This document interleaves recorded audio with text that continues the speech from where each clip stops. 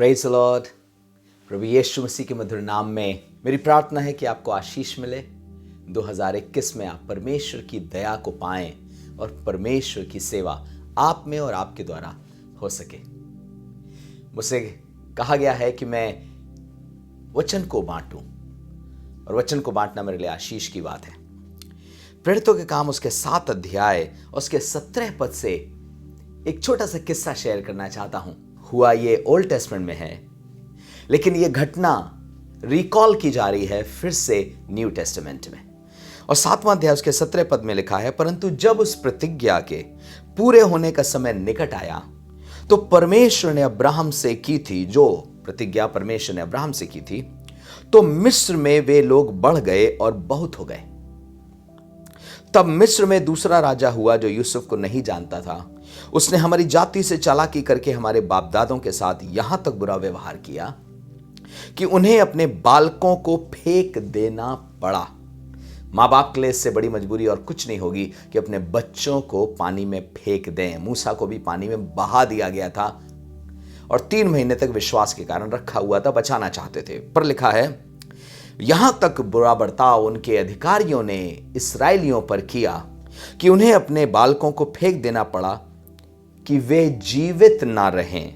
आगे लिखा है, उस समय मूसा उत्पन्न हुआ। उस समय मूसा उत्पन्न हुआ। जब सब जगह सब तरफ ऐसा लग रहा है कि चीजें बिगड़ती चली जा रही हैं, तब बाइबल में लिखा, उस समय मूसा उत्पन्न हुआ।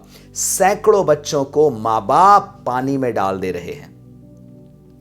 फिर जब आप ओल्ड टेस्टमेंट में यही किस्सा पढ़ते हैं तो वहां राजा ने पहले तो 2 धाइयां नियुक्त करी कि बच्चों को मार डाले अगर पुरुष हो, बेटा हो तो, और बेटी को जिंदा छोड़ दे। जब उन लोगों ने ऐसा नहीं किया और राजा को पता चला, तो राजा ने फिर अपने सारे नागरिकों से कहा कि तुम कभी भी इसराइलियों के बच्चों को देखो कि जो पैदा हुए हैं तो उनको फेंक देना, मरवा डालना।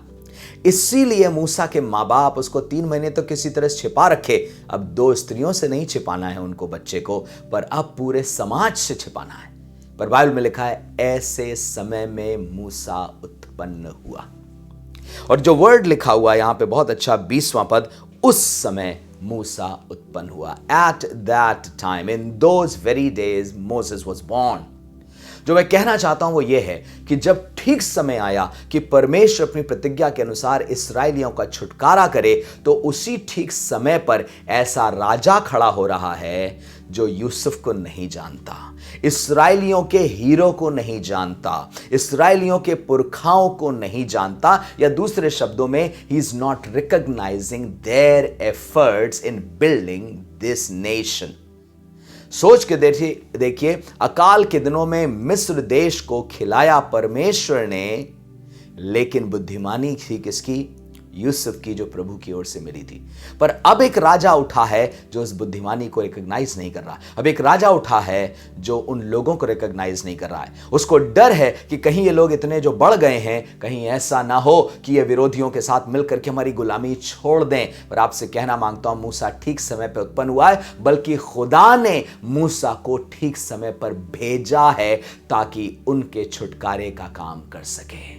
God is still doing, in the midst of all these problems and sufferings that the church might be going through, God is still raising people. They might be tiny children. हो सकता है बच्चों के रूप में, हो सकता है छोटे लड़के के रूप में, हो सकता है अभी बाइबल कॉलेज वो लड़का गया ही है, आपको क्या जाने कि परमेश्वर कल उसको खड़ा करेगा। हो सकता है अभी उस बच्चे ने स्कूल जाना शुरू किया है, आपको क्या जाने कि कल IAS PCS बनेगा, आपको क्या जाने कि ये बड़ा नेता बनेगा, और आपको क्या मालूम कि ये देश के और मसीहों के और विश्वासियों के उत्साह का और उन्नति का कारण होगा। आपको क्या मालूम कि ये बालक आज जो स्कूल जाना शुरू कर रहा है, या बालक जो छुपने की कोशिश कर रहा है, कल बहुतों का ठिकाना बनेगा और बहुतों के लिए सहारा बनेगा। और इसलिए never under estimate the power of God even in difficult times. खराब दिनों में भी परमेश्वर के पास सामर्थ है कि अद्भुत कामों को पूरा कर सके। और इसलिए यहां पर फिर से 17 पद से पढ़ रहा हूं, परंतु जब उस प्रतिज्ञा के पूरे होने का समय निकट आया, जो परमेश्वर ने अपने लोगों से करी थी। क्या करी थी? मैं पढ़ता हूं 15वां अध्याय उत्पत्ति का, उसके 12 पद से। जब सूर्यास्त होने लगा तब अब्राहम भारी नींद आई उसे, और देखो अत्यंत भय महाअंधकार ने उसे छा लिया। तब यहोवा ने अब्राहम से कहा, यह निश्चय जान कि तेरे वंश पराये देश में परदेशी होकर रहेंगे और उस देश के लोगों के दास हो जाएंगे। और आगे लिखा, और वे उनको 400 वर्ष तक दुख देंगे, फिर जिस देश के वे दास होंगे उनको मैं दंड दूंगा, उसके पश्चात वे वहां से बड़ा धन लेकर निकल आएंगे।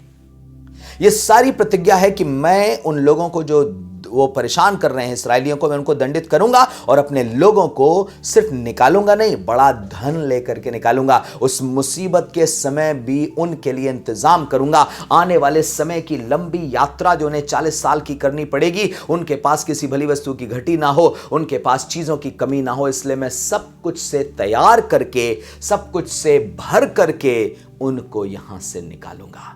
मैं आपसे कहना मांगता हूं, परमेश्वर ठीक समय पे अपना काम कर रहा है। एक समय इस्राएलियों के छुटकारे का काम कर रहा है एक बालक को भेज करके।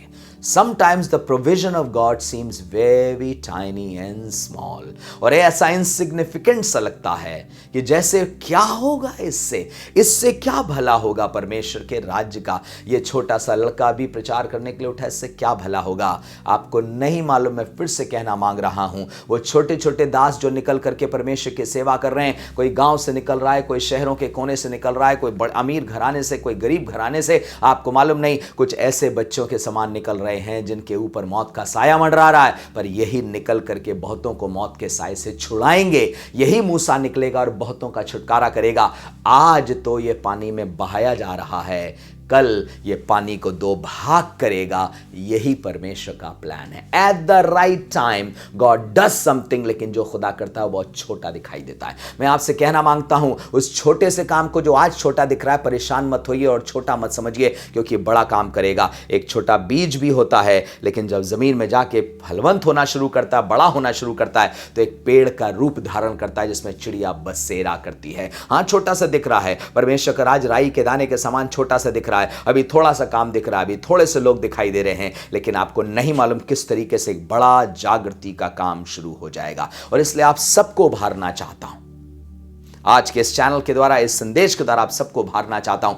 ठीक समय पे परमेश्वर अपना काम शुरू करता है और छोटे बालक के रूप में, छोटे रूप में शुरू करता है, लेकिन परमेश्वर का काम बढ़ना है, क्योंकि परमेश्वर के राज्य को बढ़ने से कोई रोक नहीं सकता। परमेश्वर आपको आशीष दे, आशावान रहें, छोटे से छोटी दया का काम परमेश्वर का देखें और धन्यवाद करें, because God is raising a big storm for his glory.